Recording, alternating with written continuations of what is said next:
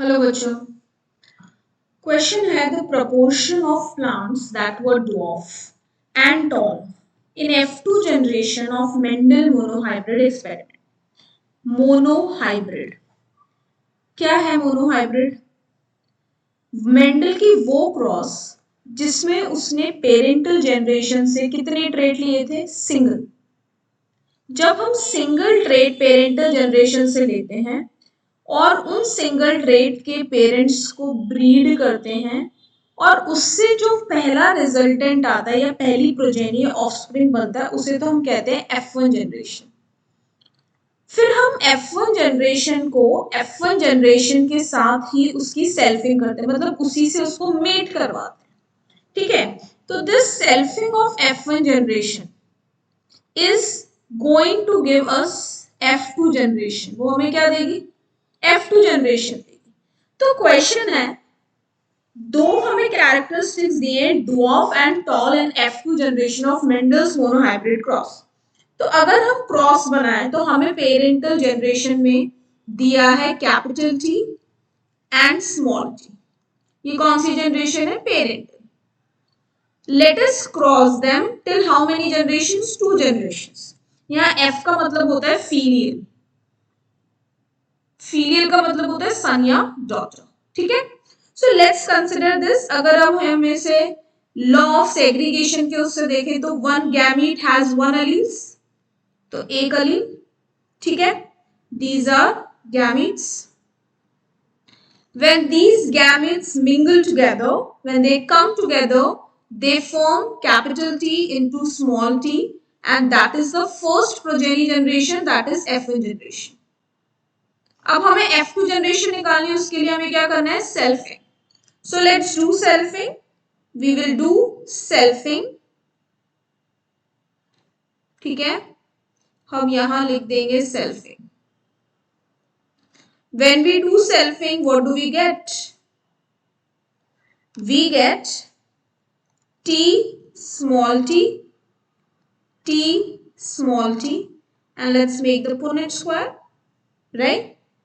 Here we'll consider one as female, one as male. तो इसको इससे करेंगे तो capital T, capital T, capital T into small t is capital T into small t. Then we get capital T small t in the third case, and the last case is small t small t, right? ये हमें सबसे पहला मिला, capital T, capital T, capital T small t, right? Then small t। अब हमें देखना है ये कितने गैमीट्स मिले हमें, कितने, मतलब the progeny we obtained is number of progeny obtained 4। तो चलो नंबर ऑफ प्रोजेनी हमें मिला 4। ये पूछ रहा है कि हमें किसके रेशियो बनाना है? टॉल और ड्वार्फ का कितना प्रोपोर्शन है? This is complete tall, this is complete dwarf. तो capital T we'll get 1 and small t how many we'll get? We'll get 1, right? ये कंप्लीट टॉल कंप्लीट ड्वार्फ है। But what about these two, capital T and small t? What are they? Now understand one thing. This is pure line, pure tall, pure dwarf. What is this? This is heterozygous.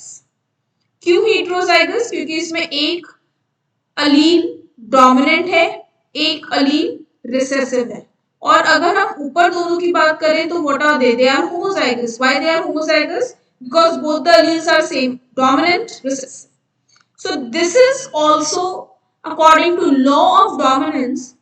When a dominant allele is present with a recessive allele, it expresses itself. So this also come under the category of tall. So how many tall we have? 1 and 2. And how many progenies we have? 4. So 3/4 will be the tall progeny. And हमें ये पता है कि अगर कोई भी trait recessive है तो वो जब तक दोनों अलील्स रिसेसिव के नहीं होंगे वो अपने आप को एक्सप्रेस नहीं करेगा। So dwarf will be 1/4 because we have only one dwarf characteristic. See this, I'm changing the color, the TT1, small t1. Am I right? So the correct answer for this question is 1/4 is the dwarf, 3/4 is the tall. अब दो option correct हैं, ए और B. क्या वो correct है? बिल्कुल भी नहीं. Proportion of plants that were dwarf, जब ड्वार्फ पहले आया है तो ड्वार्फ का प्रपोर्शन पहले देखना है. ड्वार्फ का प्रपोर्शन कितना है? 1/4. टॉल बाद में आ रहा है तो टॉल का प्रपोर्शन बाद में आना चाहिए. ये लगा दोगे तो गलत हो जाएगा. This is tall and dwarf, this is dwarf and tall. So the correct answer for the question is A. 1/4 and 3/4 of the F2 generation will be dwarf and tall respectively.